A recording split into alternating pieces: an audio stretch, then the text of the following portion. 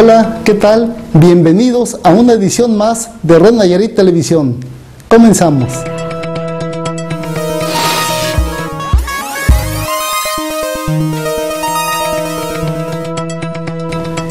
Muy bien, iniciamos la edición de esta semana con la presencia de una persona que juega un rol importante en el panorama político actual de Nayarit. Me refiero a Carlos Carrillo Santana, militante distinguido del Partido de Acción Nacional en Nayarit. Bienvenido al programa.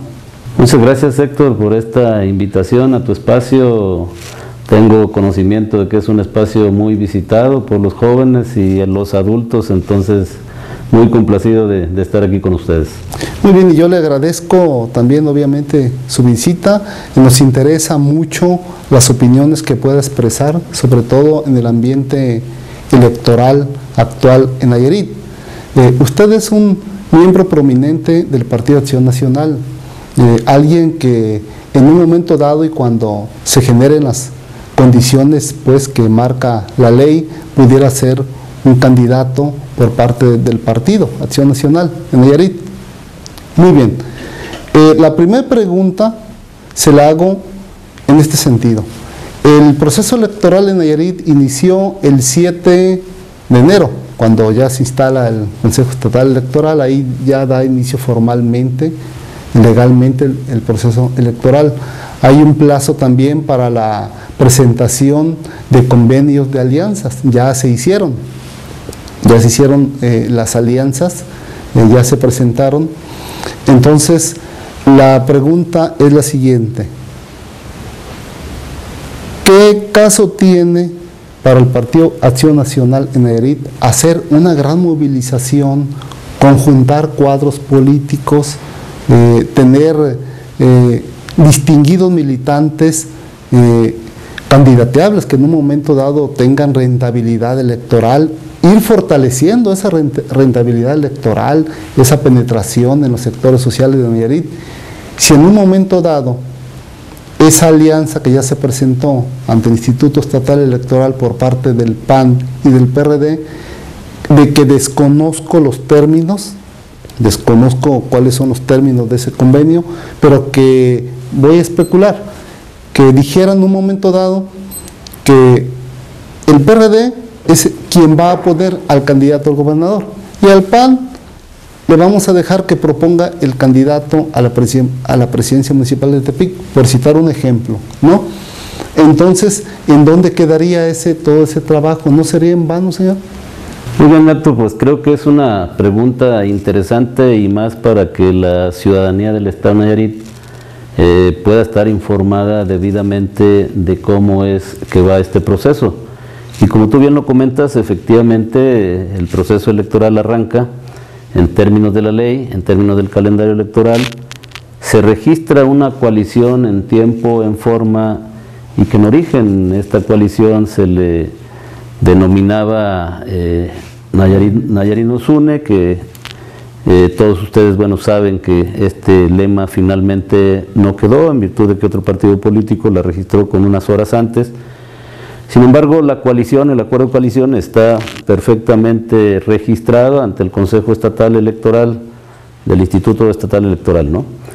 Y esta pregunta nos lleva entonces a que efectivamente dentro de este convenio de coalición PAN-PRD se registran, entre otras cosas, porque no es solamente el aspecto de las candidaturas, se registra el convenio en donde se manifiesta que la candidatura a gobernador debe ser propuesta del PRD, y luego entonces algunos municipios, incluyendo la capital, se registraría por el Partido de Acción Nacional, y en el Congreso del Estado igualmente los distritos electorales locales se distribuyen de tal manera que donde hay más presencia del PRD corresponden al PRD, donde hay más presencia del PAN, que es el caso de la zona sur, corresponden al PAN.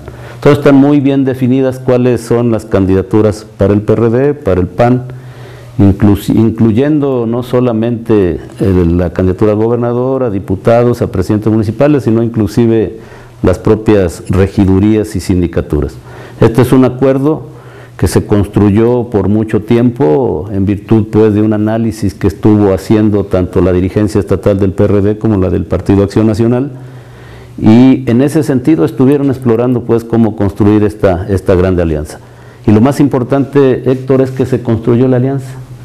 Y también confirmo que en ese convenio está establecido que la candidatura para esta alianza a la gubernatura le corresponde al PRD. Sin embargo, aquí algo interesante es que la comisión ejecutiva que se integra por PAN-PRD decide no solamente darle la participación a dos de los compañeros que tienen pues una filiación y una militancia en el PRD, como es Guadalupe Acosta Naranjo y como es Martelena García, sino que me invitan a participar en el proceso interno que habrá de darse para poder definir esta candidatura. Es decir, que indistintamente de ese convenio se tendrá que hacer un trabajo en su momento, cuando la ley nos lo permita, de precampañas que iniciarán por ahí por el día 12 de marzo hasta el 20 de abril. Habrá un proceso de precampañas en donde todos los partidos políticos, todas las coaliciones van a presentar a sus precandidatos de manera oficial. Y en ese sentido, al presentarse los precandidatos, se hará el trabajo que se deba de hacer desde el punto de vista de las precampañas, que terminan el 20 de abril. Y después del 20 de abril, la comisión ejecutiva, que está integrada con compañeros del PAN y del PRD, habrán de determinar quién de los tres pudiese ser el candidato, ¿no? Entonces, esto significa, y esto lo puedo afirmar categóricamente, que en mi caso, pues, no estoy participando simple y sencillamente aspirando a un espacio político para que me den otro, sino que estamos pues en una participación en igualdad de condiciones, en igualdad de circunstancias.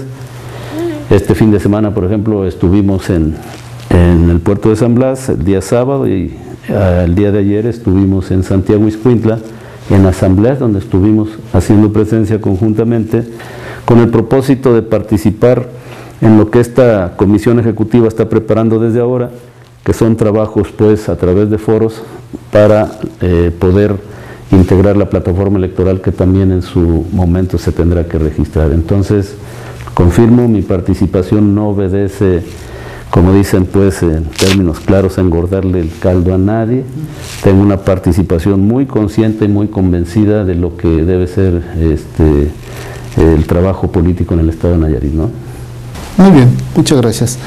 Vamos a pasar a una segunda interrogante que tiene que ver con algo que preocupa a todos los mexicanos y obviamente a los nayaritas en particular. Es el tema de la violencia, ¿verdad? Hay desempleo, hay problemas en el campo, las clases medias, falta de oportunidades en educación, de acceso a la salud, pero todo eso como que si lo dejáramos y dijéramos ya por lo menos queremos vivir en paz, ¿verdad? Muy bien.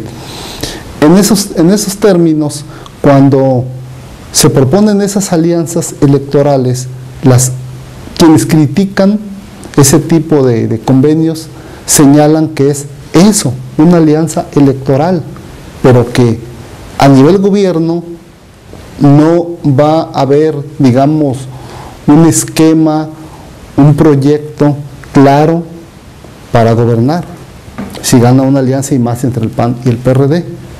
Entonces, en esas condiciones, yo le pregunto, desde su perspectiva personal, obviamente, porque a ustedes a quien entrevisto, ¿qué propone para erradicar ese clima de violencia? Considerando además que el presidente Calderón, desde su arribo al gobierno, bueno, inició una lucha frontal e incluso, vaya, no es un señalamiento mío, el presidente Calderón, eso sí hay que reconocerle, él reiteradamente, sistemáticamente defiende su posición y justifica esa férrea lucha, fuerte lucha que hay contra el crimen organizado, pero como proyecto PAN-PRD, ¿qué se podría hacer? Y si se podría eliminar o disminuir en Nayarit, a pesar del contexto nacional. Bueno, pues el tema de la violencia es un tema muy complicado, se puede revisar, se puede analizar desde diferentes perspectivas, ¿no? Pero como tú bien lo comentas, mi impresión personal, yo creo que la violencia que se ha generado en nuestro estado es una consecuencia de, no es un origen por sí mismo, no es un problema que por sí mismo se genere en el territorio del estado o del país. Porque definitivamente cuando se habla de que la violencia es hoy en día un problema de Estado, y si nos vamos a la definición de Estado, bueno, pues nos damos cuenta que el Estado es el gobierno, territorio y la población, y por lo tanto involucra a los 3 órdenes de gobierno. Todo el que tenga autoridad indistintamente de su territorio federal, estatal o municipal, y específicamente el presidente de la República, los gobernadores y los presidentes municipales, deben ser corresponsables de atender esta problemática, porque los ciudadanos no diferencian el ámbito de competencia de un problema que puede ser legal desde el punto de vista de las funciones de una autoridad, pero que definitivamente toda autoridad local, municipal o federal debe de estar atenta a ir viendo cuáles son las causas pues que están generando este conflicto y entonces poderlas atender. Y yo en lo personal creo que hoy en día, si bien es cierto pues que nos focalizamos hacia este problema en sí, yo creo que definitivamente tiene que ver con la raíz, que es precisamente la condición social que vivimos en muchos lugares del país, los mexicanos, ¿no? Es decir, si no hay oportunidades para los jóvenes reales de educación, de empleos dignos, si no evitamos la migración, si no evitamos esa grande desigualdad que hay entre la gente que lo tiene todo y quien menos lo tiene, y no es una cuestión simple y sencillamente así muy superficial. Todavía pues el aspecto social de las clases bajas y medias en este país y en este estado, ahí están latentes, ¿no? Y yo creo entonces que hay la necesidad de que se tenga que invertir necesariamente en atender estos orígenes. Y bueno, pues en una condición en donde los recursos financieros de un gobierno son limitados, yo lo que creo, por sentido común, es que debemos de poner el dinero donde se requiere. ¿Qué caso tiene hacer grandes obras de infraestructura que de momento sí nos quedamos sorprendidos por ella, pero no se está atacando las raíces pues de la condición social de las gentes, ¿no? ¿Cómo hacer que la gente viva mejor? Que es lo que origina que infinidad de jóvenes puedan ser reclutados pues para las actividades ilícitas, ¿no?